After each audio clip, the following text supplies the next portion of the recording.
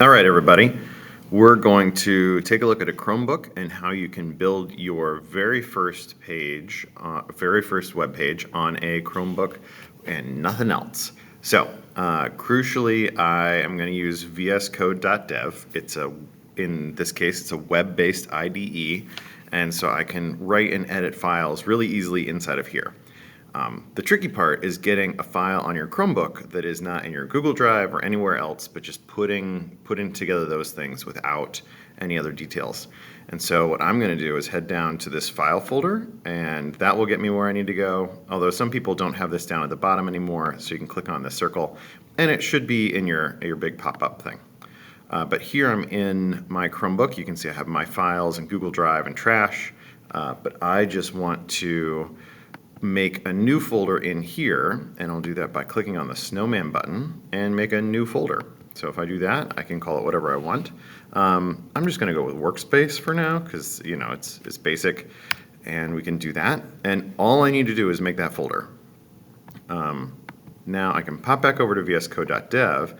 You can see it's got an open folder option.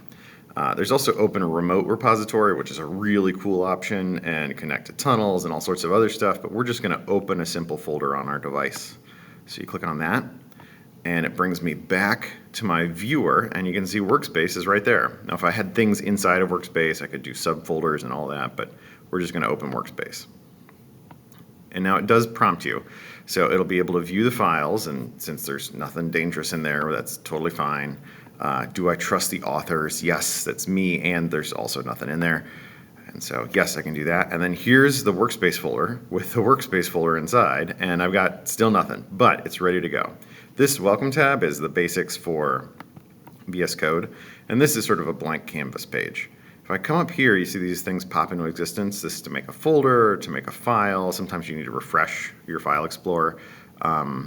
I'm just going to make a new folder. Typically for your first web page, it's index.html, and then it prompts me, it's going to make changes to the files, and that's totally fine. I'm going to hit Save Changes. So we've got that. Now if you want to do the fastest way to put together a web page, you hit Shift 1 and do your exclamation point.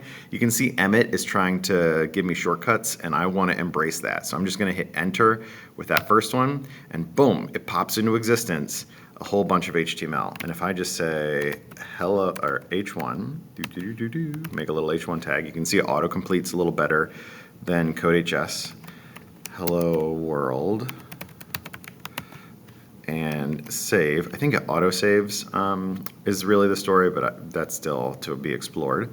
But here we've got a little file that just says hello world, and then we'll do a p tag for video tutorial. Woo! That way it's got just enough that we know that it's unique to here.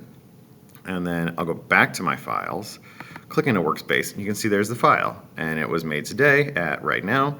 And if I click to open this in my Chromebook, the only place it can open it is in the Chrome browser. So if I double click that, boom, there's my page. It thinks it's in Italian for some reason. I could actually go in and label English in here.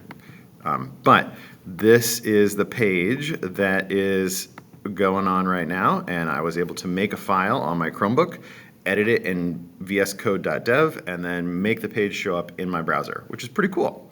It's a neat first step to get into making your own web pages right here on your Chromebook with a professional code editor like VS Code. All right, that's it, everybody. See ya.